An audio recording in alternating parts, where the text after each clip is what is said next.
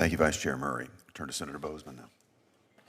Thank you. It's great to have you here, Administrator Senator Loeffler. We miss you, but we're very, very proud of the great work that you're doing. And I know that your heart is certainly in this, and you are doing a very, very good job. I guess the first question I'd have is just, as a committee, what tools can we give you in your toolbox? You've been out and about and touring and trying to figure out the world is very different now than it was a year or so ago. What additional authorities do we need to give you, or how can we help you? Well, Senator, thank you for the question.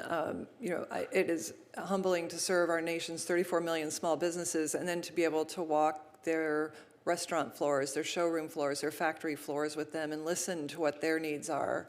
And their needs are really along the lines of reduced regulation. They've suffered from 4 years of trillions of dollars of burdensome regulation. They almost faced a $4 trillion tax increase if we don't get this tax bill passed, the uncertainty from that. They're focused on skilled workforce. They really need support on attracting that workforce into these what we call new-collar jobs for the fusion of technology and manufacturing, which is very exciting and is going to provide an on-ramp into the economy for towns that have been hollowed out by the prior 3 decades of shipping our jobs overseas. And so obviously our focus is on deregulating, supporting the tax cuts, providing capital, which we're doing at record levels for small businesses who are investing in themselves, and ensuring that they have the access to the counseling through our small business development centers. I'm also really pleased with our work to support our veterans who had been virtually left behind during the Biden administration. And so what we are seeing is an opportunity to get the social engineering out of the SBA, get back to Main Street, leave behind the bureaucracy that had been built up over the last 4 years. And then finally, small businesses want us to pursue the fraud that has happened in this agency that was swept under the rug the last 4 years and get back to focusing the resources on them. They're already seeing the impact in the field. They said that they feel that the Small Business Administration is now there for them again. And so, continuing to support our funding and certainly the bipartisan Made in America Manufacturing Finance Act would be tremendous to continue to put America first. One of the things, I'm always amazed at as you learn about the small business program, just how broad it is and the tremendous things that can be offered to our small businesses. A lot of small businesses simply don't know.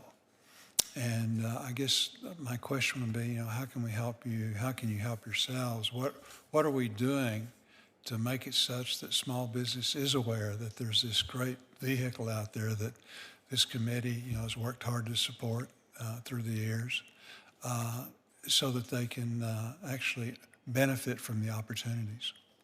Well, we certainly take that responsibility very seriously to get the word out. That's why we've put 30% of our staff into the field. We'd love to partner with your offices in the field to make sure that they know the resources available. We'll be working with the Veterans Administration to reach our veterans in the field collaboratively, the USDA as well.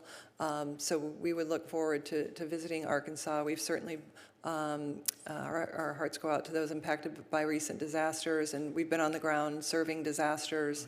In fact, we've put out more disaster loans in the first 100 days of President Trump's administration than all of the last year of President Biden's administration. So we are back on the ground in local communities and would welcome the opportunity to work with your office to support Arkansas small businesses. Right.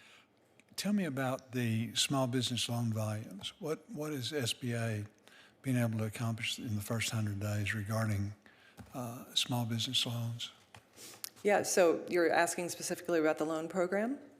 Yeah, so we operate 2 core loan programs, the 7A loan program. We've seen tremendous increase in interest in that program. That's largely because we've put the guardrails back on the lending standards. Our lenders were very confused by the rolling back of the guardrails around underwriting during the Biden administration that unfortunately for that 4-year cohort drove a $2.2 billion negative cash flow for a program that should operate at no cost to taxpayers. So we've cleaned up the underwriting standards and tightened that so that all small businesses that qualify have access to that, but that we aren't funding businesses that don't qualify.